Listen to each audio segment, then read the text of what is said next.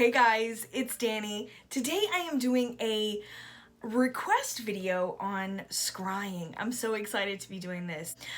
Before I even start though, let me just say, you can make this your own. You can personalize it in an infinite number of ways. Scrying is so versatile when it comes to the way that people do it. So feel free to make this your own, to take what you like, to leave what you don't. I feel like I can say, but you can make this the way you want to, any way you want to, after everything I'm going to show you. So just know that what I'm going to show is the way that I do scrying and my thoughts and, you know, my rituals, if you will. But you can do you. So let's just start by saying that. Okay, so what is scrying? Let's jump right in. I have a little definition from the Traveling Witch, Julie Hopkins, who wrote a really nice little article. I want to say oracle so bad. I don't know why. Because we're being oracles today, that's why. Anyway, she has a great article about scrying, and I was like, I want a definition that just kind of like sums it up, because I could talk forever what I feel like scrying is to me, but I love the way that she says it. She says, scrying is a type of divination performed by gazing into a smooth surface to receive messages, guidance, or visions from the spirit world. I love that, because it does leave it wide open. And I know what you're thinking. A reflective, smooth surface. That could be just about anything. Yes, it can. Because that's what I mean by like, oh, this is so vast. Because shiny, dark, smooth surfaces are everywhere. So, yes. Feel free to let your imagination wander and scry as you will. So let's talk about a couple of tools used for scrying and kind of go into it that way. We'll just kind of start. So first things first, of course, crystals. Again, smooth, reflective surface. This could be just about any crystal, but we've all seen the nice, beautiful, clear quartz crystal balls. We can also use something like obsidian or polished onyx, or again, anything. Sometimes I will use crystals. Ooh, I almost threw it. Oh, don't do that, Danny. Okay, I use crystals sometimes with inclusions that have very interesting shapes and such. I will use stuff like that, or like a clear quartz that has a lot of kind of rough edges that creates this sort of rainbow effect on the inside, but you can also see completely through. But then I also use these in other ways, like the next form of scrying, which is super popular and super common, and that's gazing into dark water. So I often use my cauldron. I have two cauldrons, one for burning and one for everything else. This is a very versatile tool for me. I love having my little cauldron. So you can see this is a fully black cauldron, little bit of water, and we have a scrying instrument. Now with crystals, again, sometimes I like to charge. It all depends on what you're scrying for. If you have a purpose, again, you can utilize this, or if you just want a strong connection, again, infinite. So a lot of times I'll use a clear quartz and I'll put that in the bottom. I'll do my water, make sure that it goes over the top and creates that glassy surface, so that I also have the vibrations and the properties of that crystal in my water as I'm scrying. You can also use protection. I sometimes put salt in my water. Again, infinite possibilities. So dark water in a dark bowl. It could also be a dark cup, of which I have some water, so I'm going to show you guys. So here you can see our black cup with the dark water within. Another great tool to use, because there is a really nice surface. I often like to use candles beside my water. that are kind of taller, that can kind of reflect light into it. Or if you put a light on, you can see how it will reflect, and then sometimes even moving that water and creating vibrations is something that I will do initially to kind of start it off and kind of bring in the energy to kind of move the surface around with my intention, and then hold it still, let it go, and then start my scrying from there. Again, so many different possibilities. So along with this and the crystals, you can also do coffee. And y'all know I'm not about to waste any coffee. So we're going to show this as I make it. Not only do we pay attention to the blackness of the coffee, but I often like to do scrying when I pour this, my half and half in there, and kind of meditate on what I see unfolding here. And then I drink.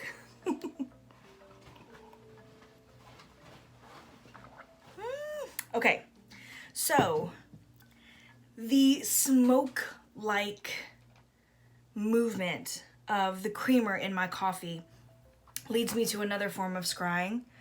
I'm gonna take some incense to kind of represent this. You can do it with sage or anything you'd like. You know I was gonna say it again.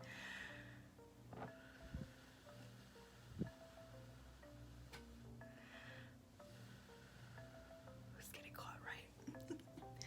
So then there is smoke scrying, which you can do with, can you see it in my black? You can scry when it comes to the smoke from your incense, from your sage bundles, from whatever it is that you have smoke, any type of fire, right? Also, with what sparked the question of scrying, I also use candles for scrying. Now, scrying can be done not only with the smoke, if you have a candle that has smoke. I know normally in spell work, I'm looking for things like that, right? If I'm using candle magic, I'm paying attention to, is there smoke? What color is the smoke? How is it moving? What am I seeing? But I also use the flame itself, right? So the flame is a great way to scry. It's that light. It's something that you can focus in on. And then that brings us to candles. I also like, you can see a reflection. I like to use candles that are black, or I will paint the outside. Outside, please. Do not catch things on fire. Okay. So the outside of the candle, sometimes I will paint black. This one came that way. Please be careful. Don't do anything that will burn anything down. Okay. Safety always. So it creates a really nice, because this is glass, right? So this creates a really nice reflective surface, as well as the flame itself. You can do scrying within the wax, but I love this because I can kind of zone in and see this. You can also use scrying bowls, which we're gonna make, and scrying mirrors, which I'm also going to make with you guys. So before I do that, I want to talk a little bit about the act of scrying, right? So those are some of the tools. I mean, can we also mention the fact that I don't have a screen to show you. I'm on my screen. But computer screens, phone screens, you can use these darkened surfaces for scrying as well. So that's another option. So before we kind of get into making it, I want to talk about, again, like I said, the actual act of scrying. Excuse me. Sorry, something came up on my phone. It was super distracting. So when it comes to the act of scrying, how do you do that? What do you do? For me, scrying can sometimes accidentally happen. So I don't mean to be scrying, but I kind of focus in on something and it's just kind of like clicks into place. But for the most part, even when it catches me off guard and like I find myself scrying, it often comes from a meditative or trance-like state is the best way to describe it. It's about centering, grounding, and just kind of, I call it like tuning everything down, right? So anything that's happening around you, you kind of tune that out and you focus on your scrying tool, right? When it comes to that, sometimes people see visions, see things, again, when we're talking about like things like coffee creamer, things like smoke, sometimes things start to appear. Some people consider the sky a way to scry as well when it comes to the movement of clouds and stuff like that, but that can also be called something else. I can't quite remember the name of it. I'm sure someone knows. But some people do consider that a form of scrying as well, in the same way that I consider putting creamer in my coffee and creating that kind of smoke-like effect as a form of scrying without being a solid black shiny surface, right? So again, for me, if I'm going to purposefully scry, I do like to either cast a circle or have that kind of protection, just like if you're doing anything with spirit communication, Ouija boards, spirit boards, pendulums, things like that, you do want to set a safe space when doing so. So I like to set and ground. So I'm going to talk about purposeful and then kind of like when I kind of get caught off guard in a different aspect. So again, creating that circle and kind of setting the space, setting the scene, if you will. I, like a lot of different people, do enjoy the ceremony, the ritualistic nature of kind of setting the tone of my space. I really love that. Aesthetic is very much a big thing for me because it's a way that I connect. It's a way that I feel connected when you set that tone. So oftentimes I will dim or remove any light that I don't need and have a darker setting. Candles are a must, whether I'm using them to scry, which I often do, or not. I still have that type of lighting in my space. So normally when I'm scrying, I do have candlelight to create that movement and to help in this meditative or trance-like state. So I recommend softer lighting. I also really like movement lighting. So sometimes you can get LEDs if you don't like to burn candles.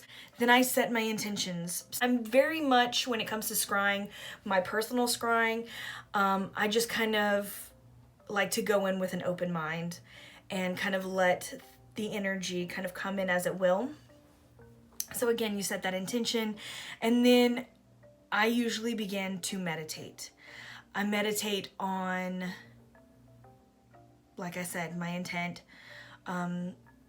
or whatever that is, and I just kind of start to zone in, right? I zone in on the object. Again, sometimes if I'm using the water, I will create the movement to kind of bring that energy in and then allow it to settle, which will often help me get into that meditative state or trance-like state. And then from there, I like to have a journal, a piece of paper, something that I can write with to kind of put those messages on paper if need be.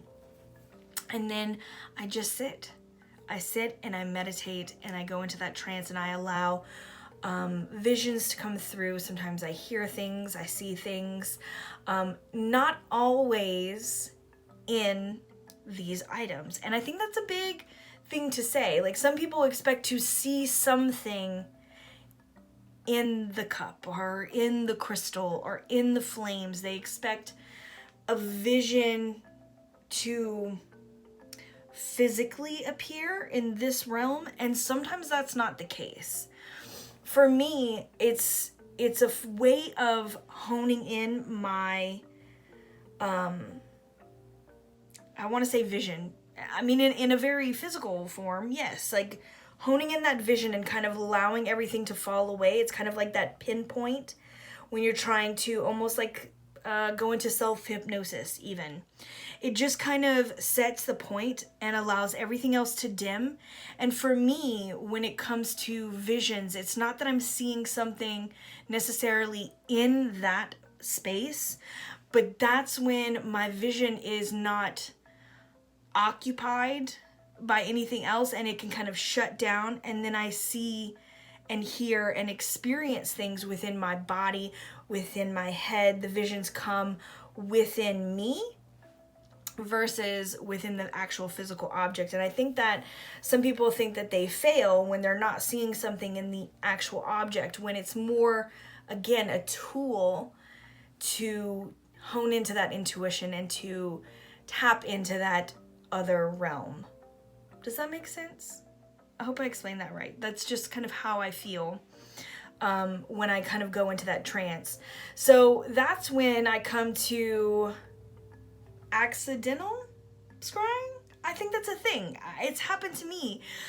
Even when I was, when I posted that picture of my, scrying in the candle. Someone said that, sometimes I often go to scry and then my incense will catch my eye and it'll, pull me there. And that's a very big thing for me. Sometimes we can do accidental scrying. And I feel like those are the most important situations to kind of pay attention to, when those accidental scryings come. Because I feel like it's not really an accident, right? Those are usually when you have a message trying to come through and you might not be getting it. So again, some people see numbers and some people see animals and some people see birds, which is a form of animal. I don't know why I felt the need to say that. Some people see insects or whatever that may be. But sometimes we just can't quite catch it. So I often feel like accidental scryings are those times where all of a sudden you're kind of honing in and going into that, what people like to call like that daydream state or that trance-like state, almost an accidental meditation again, if you will, where it kind of pulls you in and you connect the dots, you set things together, and it kind of like click, click, click, click, click, So scrying is very personal because we all do things in different ways. We all see things, feel things, understand things, and have different beliefs, right? So for me, scrying is definitely more of a spiritual thing versus a psychological thing for me. It's my way of connecting with the other realm, is the way that I view it and the way that I see it and the way that I believe. It could be looking into your psyche for you, if you have a more like logical way of using divination, right? So again, this is a very personal thing, so it's all about you. So when it comes to scrying, that's the way that I see it, that's the way that I do it, and yeah, let's make some stuff now. So how about we start with one of the very fun things to do with scrying, and that is mirror scrying. I'm gonna move my incense to a safe space because it was on my oyster shell, my little oyster shell, and it doesn't belong there. Okay, so let's start with creating our very own scrying mirror. So what I did was I found an old picture frame that didn't even have a back. You can do this, you can buy a new one, you can go to a thrift store, you can find one at your mom's house that had a random picture that didn't have a back, or you can actually get a really ornate picture frame, whatever you want to do. I found this one, I loved it because it was just a little wooden frame. I can do whatever I want. I'm going to decorate it, the frame itself, in different things. I'm not going to do that now. But we're gonna go over the basics. So again, nice simple frame with the glass. If yours has a back, even better. Mine does not, so I'm gonna create a backing, and I'm gonna do black on there. I'll kind of show you the way to go through that. But wherever you get it from, please cleanse this. This is your own sacred object. You are creating a sacred tool. So make sure that you are cleansing, not only physically cleansing, like wiping it down and stuff like that, but whatever you like to do, whether that be smudge sprays or, you know, your sage, your palo santo, your mugwort, whatever it is, your sacred herbs, your flames, however, make sure that you're cleansing it. And, you know, creating that sacredness, and then charging it once you're done with whatever way you like to do that. Sometimes I like to do crystals and things of that nature. And so I will turn you upside down and we'll get started. Okay, so first things first, I'm going to kind of create myself a back for this. This is just a piece of cardstock. It's like a 12 by 12 cardstock. So I'm just going to mark and cut around it so that I can create the back of this. So you may or may not have to do this yourself, but even if you do have a back, I would also recommend maybe putting something like this, a piece of cardstock, and you'll kind of see why. Let me not jump the gun. You'll see why. So you might want to do this as well, even if you have a back.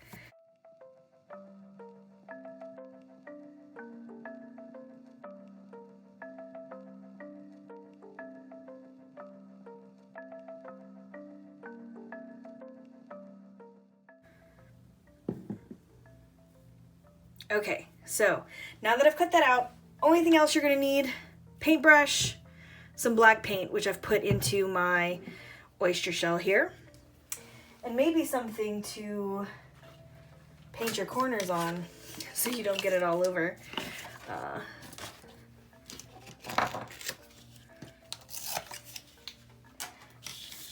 Might also be helpful. And then I'm going to paint this very thoroughly black. So you may need more than one coat. And this is just some regular acrylic paint. And we're gonna do this all black.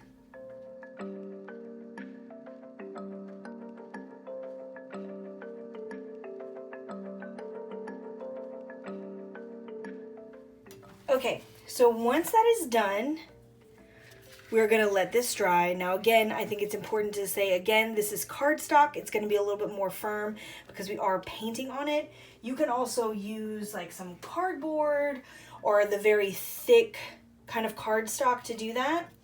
I am going to next do the glass. Now I wanna make sure that this is dry because I'm gonna put this on there. So I'm gonna go and hit this with the hair dryer to make sure that this part is dry.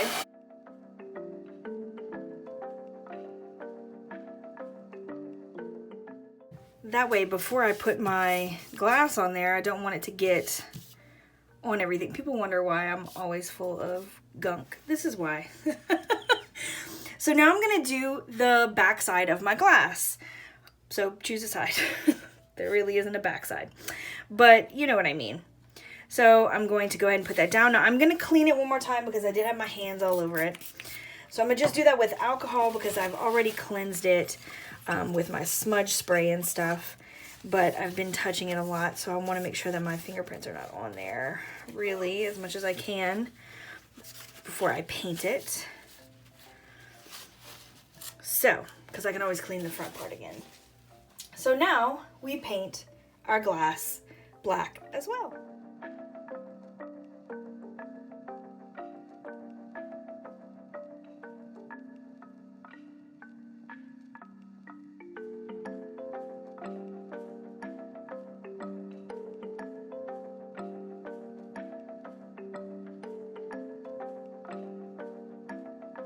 Okay, so when it comes to painting the glass, I will note You have to be patient with this and understand that this is acrylic paint on glass.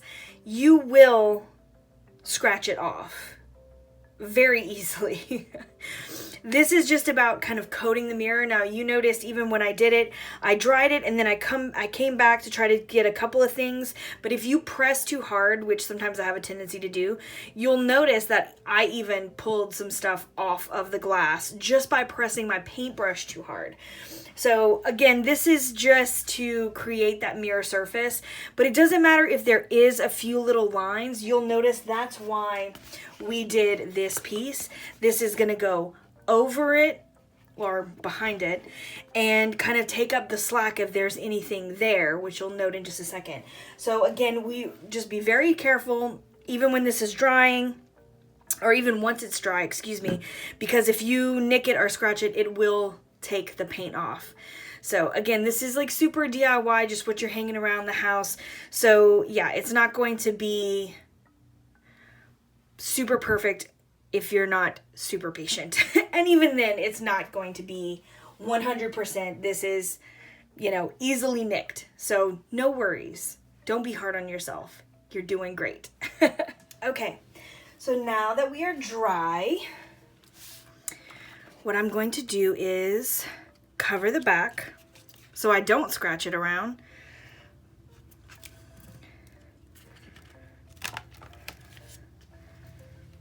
And we have the beautiful surface. Okay, so from here, I am going to put my scrying mirror into its frame.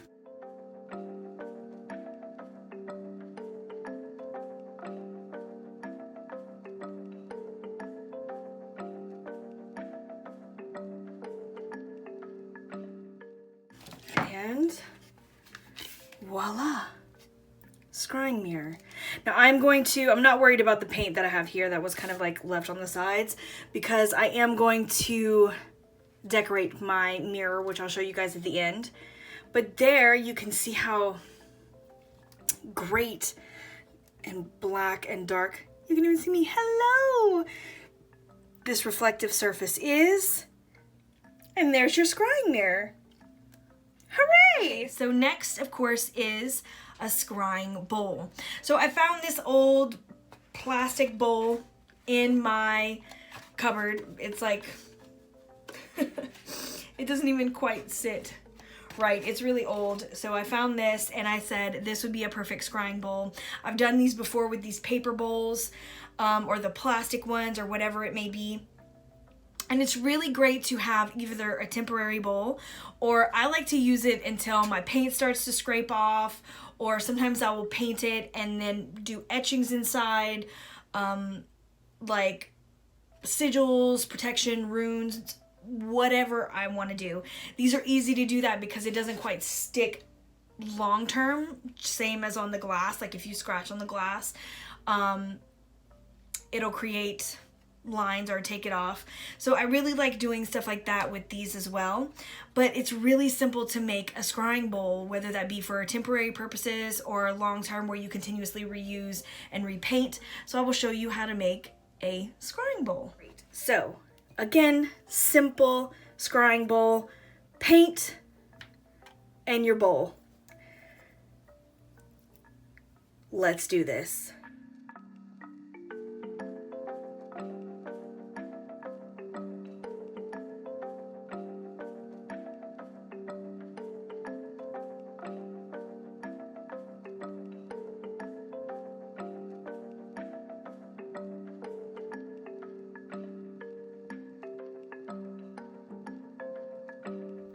All right, so our bowl is done. It's dry. So from there, you can put your crystal or any objects that you like, herbs, nothing at all, whatever that may be. You can, again, like I said, scratch your sigils. You can do that around the bowl. You can paint stuff around the bowl, whatever you'd like, again. And then you pour your water inside.